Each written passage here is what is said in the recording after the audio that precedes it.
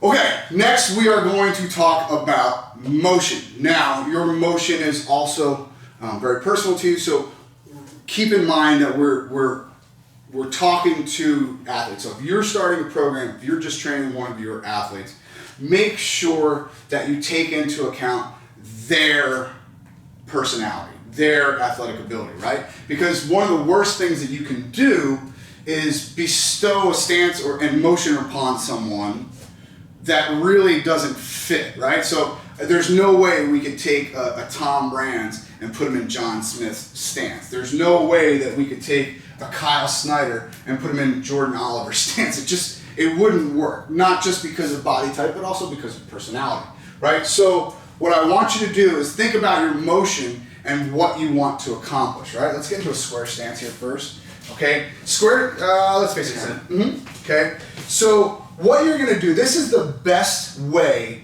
to circle and approach, okay? So let's circle first. So he's gonna go right, left, okay? The feet never go closer than hip width and never go further than shoulder width. So that leaves us with short, choppy little steps like this. You can slide your head back to me, good, and come back, that's perfect. Now, what you hear a lot of coaches say is never cross your feet, never cross your feet. And that is a good rule of thumb.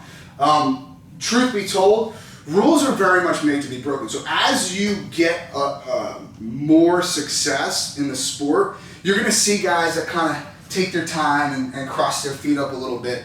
But yeah, for the most part, you don't want your guys crossing their feet, particularly in this squared stance. So if he crosses his feet in a square stance, that's a very easy target, right? It wouldn't take a whole lot to knock him over. However, if he had a hard lefty stance or righty stance, doesn't matter which, okay? Now if he crosses his feet just a little bit, he's still pretty mobile and he can still kind of defend a little bit, okay? Now, if you are, stay in that square stance please, okay?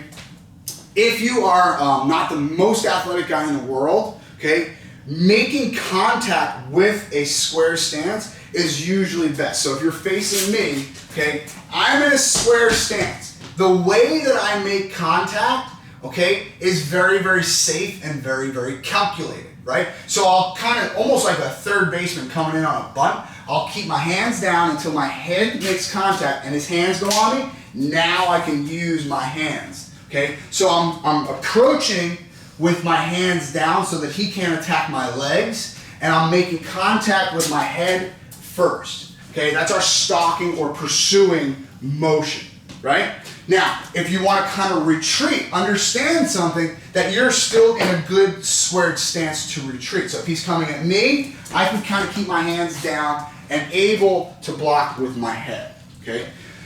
Your motion in a staggered stance becomes extremely important as well. Like I said, you can, theoretically, cross your feet up a little bit more in your staggered stance. Go ahead, give me a staggered stance, okay?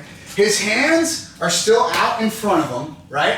But now he has the ability to go left, right, and forward. So now the forward becomes extremely important. One of the things that you find in a square stance is I can generate a ton of power with my back leg, right? So some of the best in the world can do this with both legs, but if you're just starting out, if you're just training brand new wrestlers, you want to explain to them that most of their power is going to come from their back leg. So when we use our motion in our stance, we have to make sure that we load up our back leg, right? So it's not just here, okay, I'm stepping so that I load my back leg, right? So I'm not stepping it back here where I don't get much push. I'm stepping it here so I can drive off of it. So keep that in mind. So get in that square stance.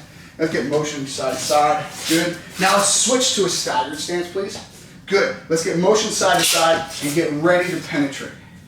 Good. There you go. So you're seeing him level change and load his legs up, right? So it's here and here. Boom.